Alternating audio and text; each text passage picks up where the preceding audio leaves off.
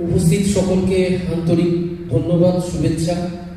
আসলে এই গোধূলি লগ্নে এই বেলঘরিয়া গোধূলির এই নাট্য উৎসব আজকে সূচনা হচ্ছে। মঞ্চে উপবিষ্ট আমার প্রিয় শ্রদ্ধেয় কবিতা অভিষেক গুপ্ত রয়েছেন, মঞ্চের আসনে একদম অডিয়েন্সে রয়েছেন আমাদের বড়নগর এবং সমিতদা রয়েছেন। আপনারা সকলে আপনার প্রিয় আর অপূর্ব গান শুনলাম তপনদার কণ্ঠে। কবিতা ভালো গান করে, তপনদার কণ্ঠে আমি মুগ্ধ হয়ে গেলাম।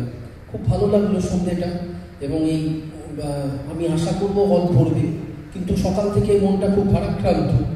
আপনারা জানেন কলকাতা শহরের কি অবস্থা। আজকে অত্যন্ত দুঃখের সাথে জানাচ্ছি যে যে মেয়েটি আমাদের প্রিয় ডাক্তার এবং আরজি করেন, তার যে মৃত্যু আমাদের চোখে জল এসে যায়, তার বাবা মাকে আজকে মার খেতে হবে। এটা দেখার ছিল, এটা কাম্য ছিল না। চন্দন সেন একটু আগে প্রতিক্রিয়া দিয়েছেন, বহু মানুষ দিয়েছে। আমাদের আসলে ভাবা যায় না। গতকাল মমতা শঙ্করের বাড়িতে গিয়েছিলাম, তারাও খুব দুঃখ প্রকাশ করছে এই বিষয়। ভীষণই একটা পশ্চিমবঙ্গ কোন জায়গায় যাচ্ছে, এইরকম একটা সাংস্কৃতিক প্রতিষ্ঠানে যেখানে আজকে গোধূলির এইরকম একটা নাট্য উৎসব উদ্বোধন, বহু মানুষের আসার কথা, এবং তারা রাস্তায় আটকে গেছে, তারা দুঃখ প্রকাশ করছেন, চোখের জল ফেলছে। এটা আমার কাছে খুব ব্যথিত। আমি খুব ভারাক্রান্ত মনে।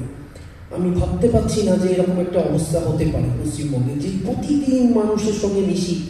এই নাট্য দলের প্রচুর মানুষ আমার অত্যন্ত প্রিয়। কিছুদিন আগে কোভিডে বহু মানুষ মারা গেছে, এটাও যেমন আমাদের কাছে দুঃখের। তার সাথে সাথে এইরকম গতকাল বুদ্ধবাবু প্রথম প্রয়াণবার্ষিকী ছিল, 22শে শ্রাবণ ছিল। মেয়েটির আজকে কি বলবো, আজকে তার 1 বছর হলো যার এরকম একটা করুণ ঘটনা ঘটে গেছে, কোনো বিচার নেই।